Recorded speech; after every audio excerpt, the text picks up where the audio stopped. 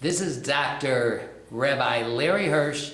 Stay tuned. Taped with Rabbi Doug is next. We're gonna see Rabbi Doug. We're gonna see Rabbi Doug. We're gonna see Rabbi Doug on your TV tonight. But then... Shalom and welcome to Taped with Rabbi Doug. We are here in Chicago, Illinois, and from Israel, from Beit El-Bet, from his home in the West Bank of Israel, Dr. Rabbi Larry Hirsch. Welcome back to Chicago. Welcome back to the show. We haven't had you on for a long time, so it's really a pleasure to have you back.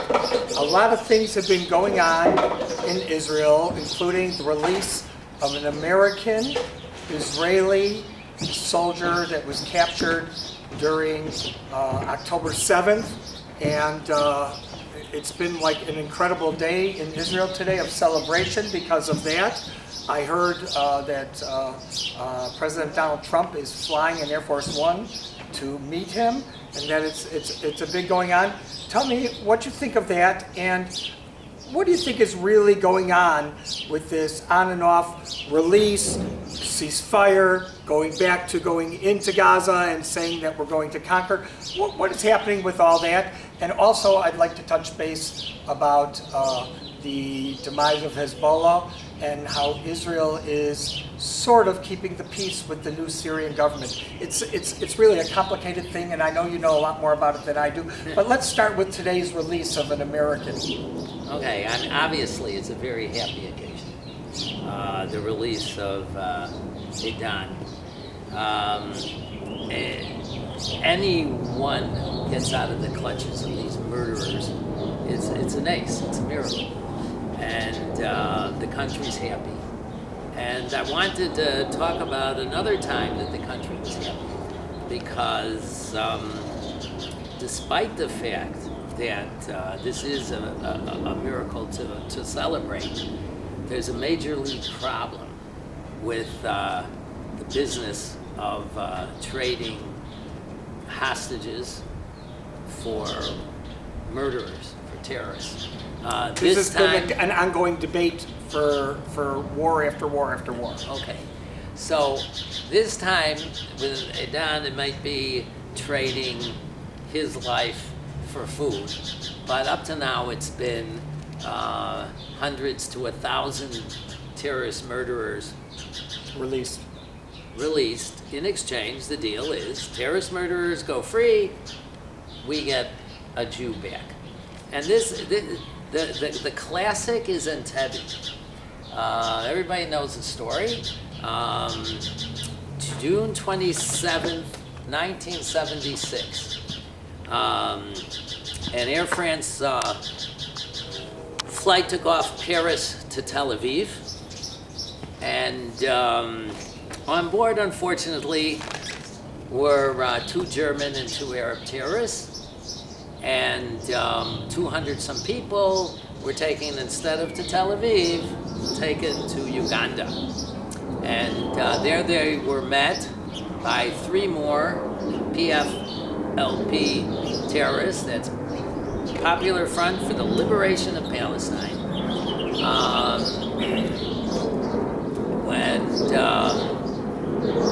another terrorist murdering organization whose idea was kill all the Jews in Eretz Yisrael in Israel. By the way, if you've never seen the movie, I'm getting there. That's incredible. Okay, so yes, but we'll get there. Idi Amin gave 100 Ugandan soldiers to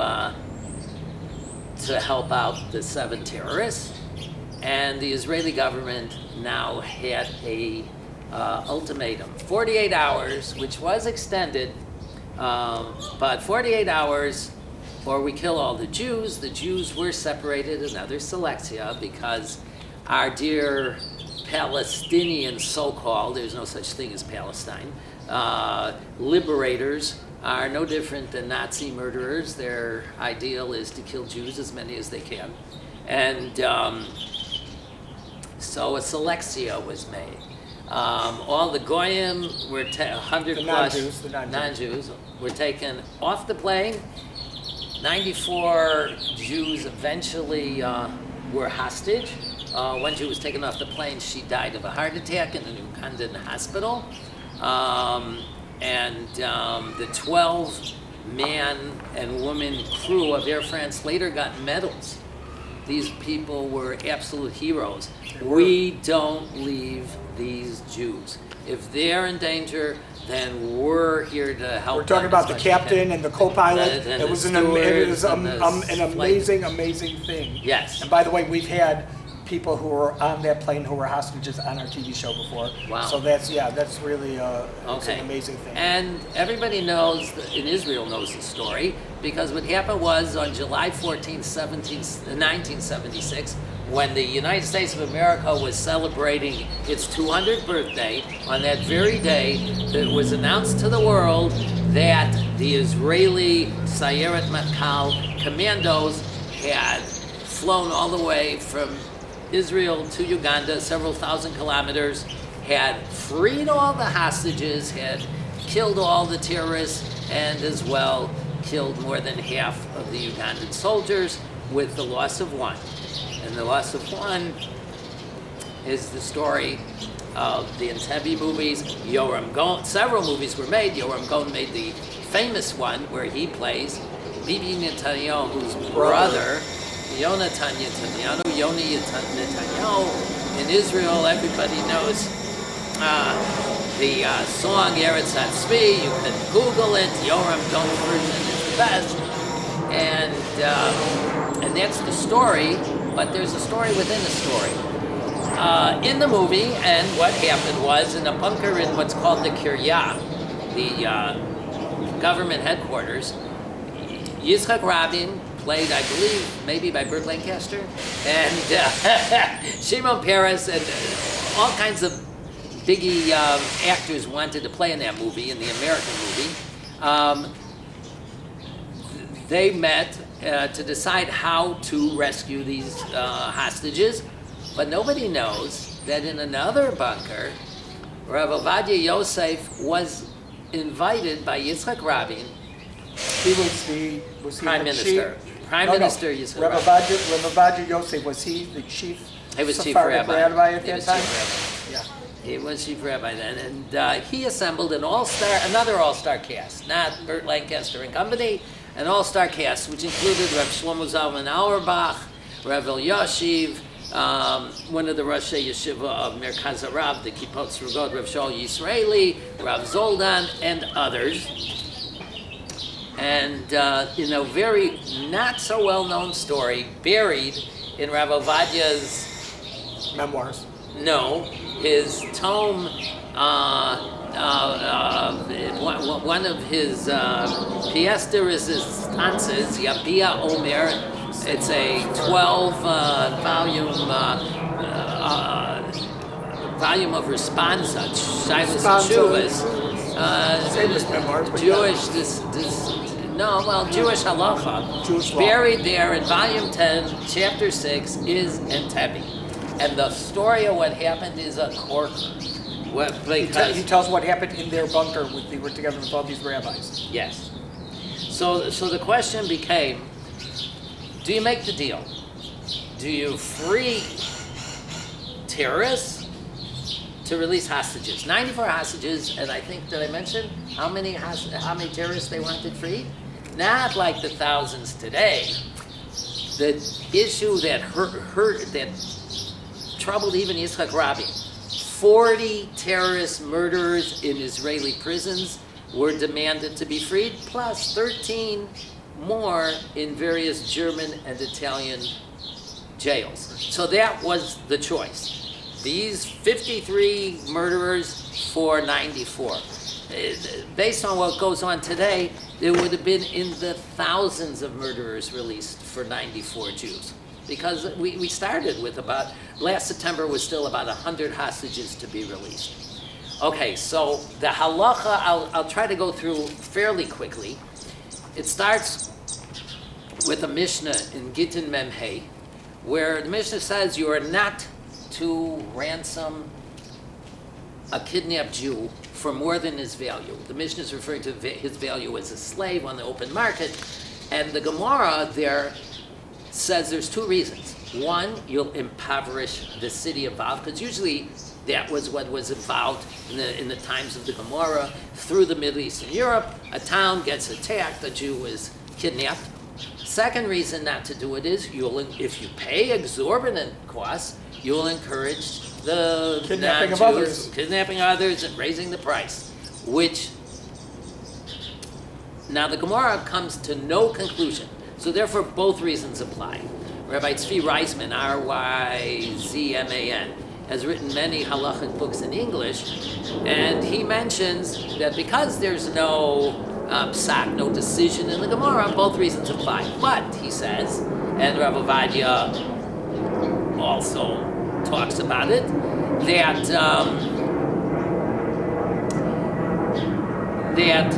you can't impoverish the state of Israel. So that reason doesn't apply. The reason that applies is these hostages are in a certain danger. Do we put the Rav Ovadia quaintly, it's a word from the 30s and 40s, calls, can you endanger the Yishuv? Yishuv means this Jewish settlement. The settlement meaning the state, the land of Israel, the people there, the state of Israel. Now, can you endanger the Yishuv settlement, which has gotten a bad connotation, but Rav Ovadia had no qualms about using the word. Can you endanger it in order to get people in certain danger out of their danger, but only by doing it, to save them only by putting the state in, and now 7.8 million Jews now, in possible danger. So that leads to his eventual conclusion is, Ein safek motzi midei vadai, the safek to the state is of less importance than the vadai, The actual... the certain danger to the hostages. Now, The suffix means the question or the possibility. Possible danger. The possible danger compared to the certain danger. Yes. So he says that he starts. I'll give a little more to this. Okay. So Rav Ovadia says it's not like the case where the non-Jews surround the Jewish city and they say, hand over a Jew and we'll kill him and you can go free.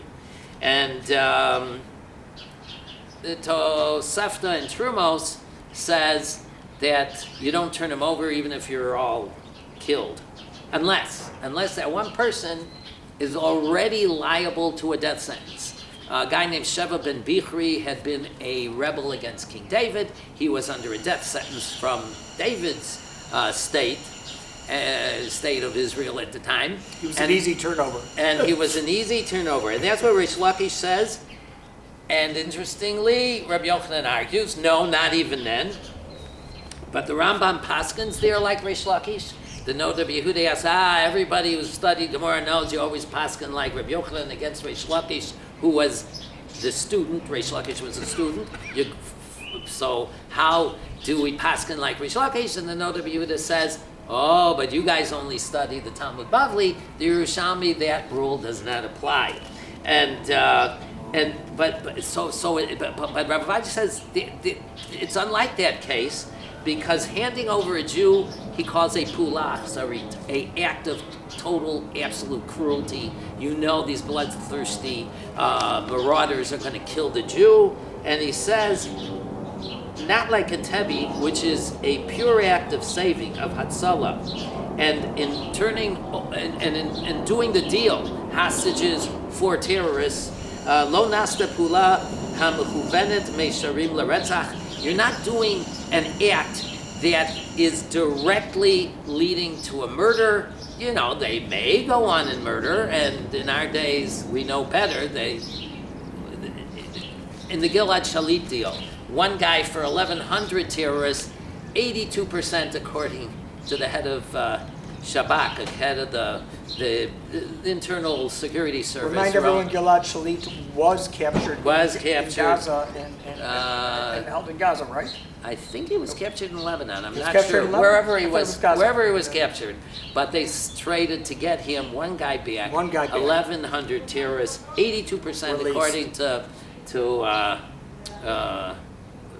whatever, the head of Shabak, Ron Bar. We actually once, when Chicago had a rally for the release of Gilad Shalit, we covered that on our show also. Okay. There's another fascinating story he brings. Rav Ami was captured and in danger of being killed, and the same Reish Lakish who used to be a fighter against gladiators in the Colosseums of the Roman world went out and rescued him, and thereby put himself in danger in order to save a Jew in definite danger. And Rav Ovadia says that what Reish Lakish did was a very noble act, and the Hagos Maimonios, a commentary on the Rambam, actually paskins like that you're obligated to put yourself in possible danger. Everybody says, no, we don't paskin like the Hagos Maimonios, and the state does not have to endanger its citizens in order to save people. So, and one more principle he uses, usually the Gemara in Bava Metzia, Samach Beis 62, if somebody wants to look it up, you do not have to save someone else. It's a classic case, two people in the desert, one bottle of water. You don't have to give him some. Knowing both you'll die, you can save yourself. Chayecha kodmim. Your life is first. And basically Rav Ovadia says the principle is one person's possible danger trumps another person's certain danger. But that's, Rav Ovadia does add, that's only for two people. When there's a third person involved, like the state, a third party involved, then that doesn't apply. Chayecha kodmim, no, you're obligated. And soldiers in war, Rav Kook even writes about it. The original Rav Kook, who passed away in 1935 before the state, that one in war is obligated to save another soldier, and that doing so, a person will certainly merit nisim to save his life, miracles. And so it boils down in the Entebbe case to Ein Safek Motzi Midei Padai. A possible danger to the state does not trump the certainty to the hostages, therefore to the deal. However, two things are very interesting. The present chief rabbi, Sephardi chief rabbi, and the previous one, both are sons. Tell us their names. Well, they're Rav Yosef, so Rav Yitzchak Yosef and Rav David Yosef. They said our father would certainly okay the deals made today, one Jew for 1,000 terrorists. The only problem is, if you go into the Shas party, that's the Sephardi party formed by Rav Ovadia Yosef, if you go on their website, you can get the Abiyah Omer except for the last page.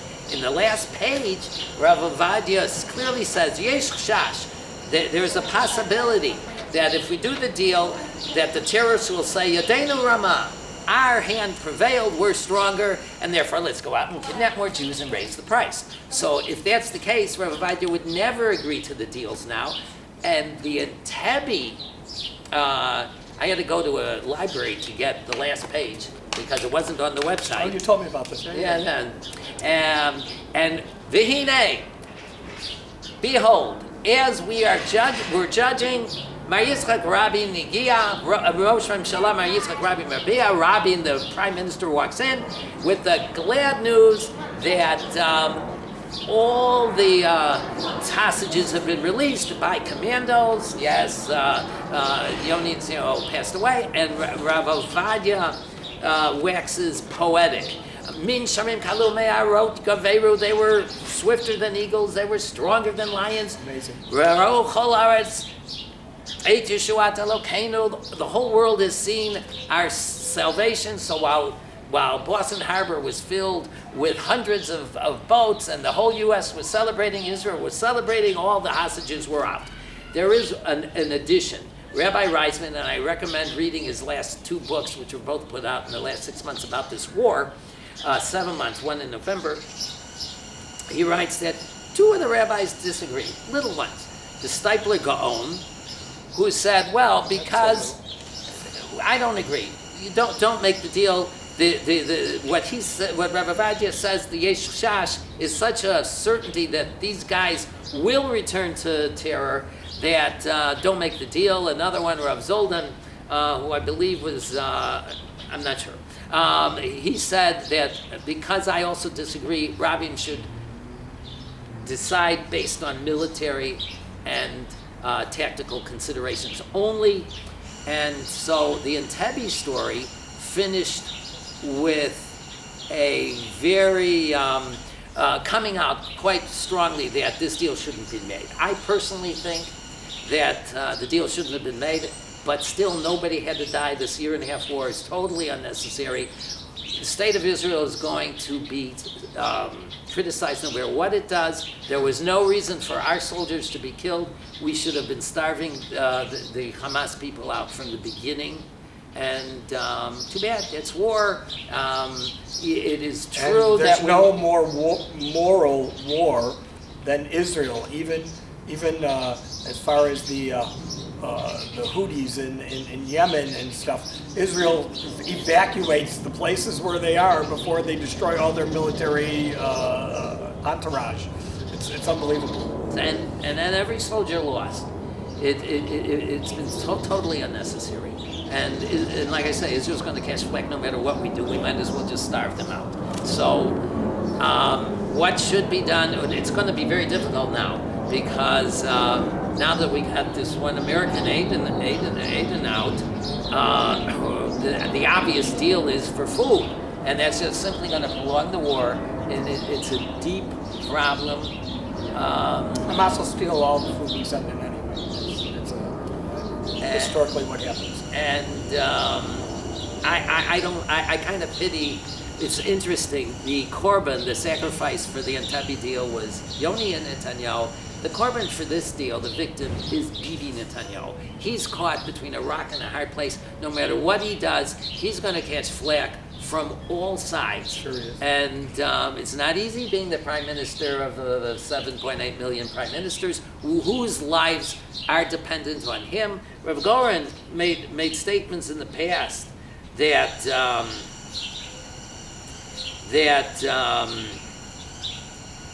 basically it's required by the state to protect the citizens, and the best way to protect the citizens from the beginning. Rav Giora Eidland, the general, had said for the last year and a half, starve them out, we don't have to lose a soldier. That's right. So I want to touch it because we only have a few minutes left. I just want to touch on the new government in Syria and the demise of Hezbollah for the most part in Lebanon. They just took the airport. Lebanon just took the airport over from Hezbollah. Hezbollah's out.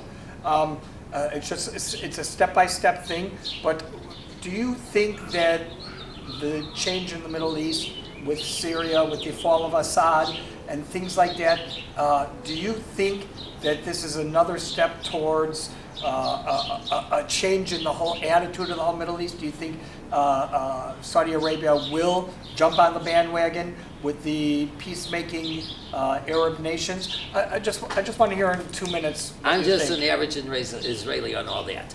As far as Hezbollah, I'm afraid maybe we hichmitzu. It's a famous story in Tanakh. Nebuchadnezzar against the Pharaoh Necho. The Pharaoh Necho, the Pharaoh of Egypt, should have attacked Nebuchadnezzar and may have been able to knock off Egypt, would enable to knock off Babylonia. Unfortunately, he waited 1 day too long, according to Tanakh. Od Hayom. 1 day is what cost Pharaoh Necho his victory. And eventually, Nebuchadnezzar, Bavel, took all over. I'm afraid that immediately after the beepers and the pagers, we should have made our move. It's great that Lebanon is restoring some order, and I wish them all the best. You too. but it's very dangerous. Even to this day,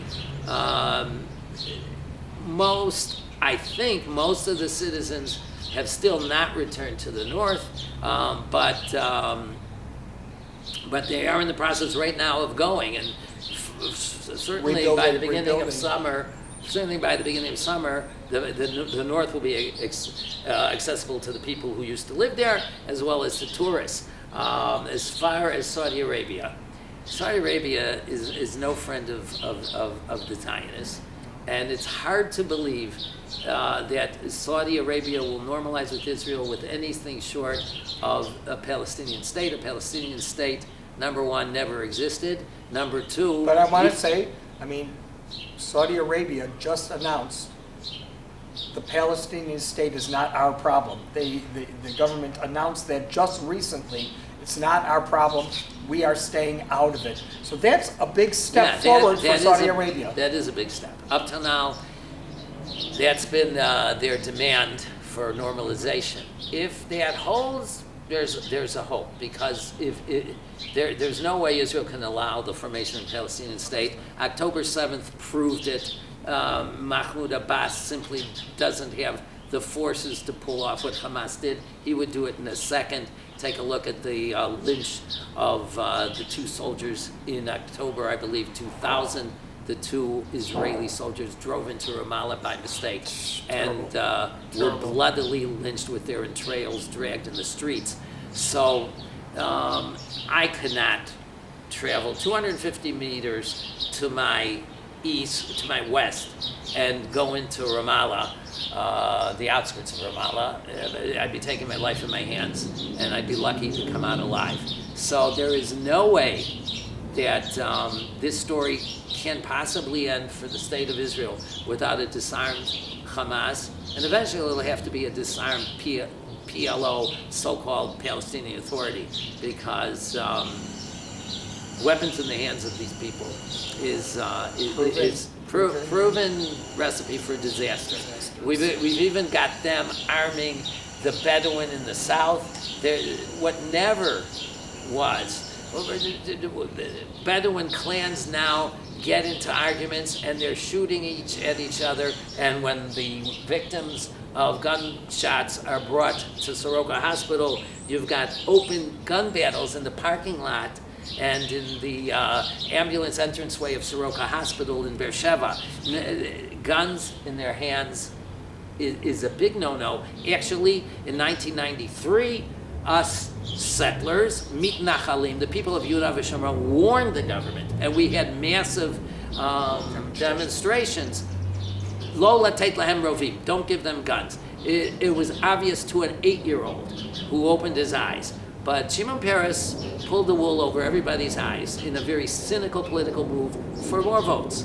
And I'll promise you peace. He even had an election TV ad holding a little baby, and in 18 years, because Israelis go to the army at age 18, I promise you, you won't have to go to the army because there'll be no more wars. Really? Take a look at what's going on today. All right, well, I hope all of your positive words come true. Dr. Rabbi Larry Hirsch from Israel, thank you for coming back to Chicago and being with us. Thank all of you for being with us. Remember, you can check out our website, www.tvrabbi.com. We can also see former shows with Dr. Hirsch, a lot of interesting shows about Israel and about the government. If you want to send him an email or me, the email address info@tvrabbi.com. Thanks for being with us. Hope to see you next time right here on Taped with Rabbi Doug. Shalom, everyone. Gonna see Rabbi Doug on the TV tonight. This has been a Taped with Rabbi Doug production.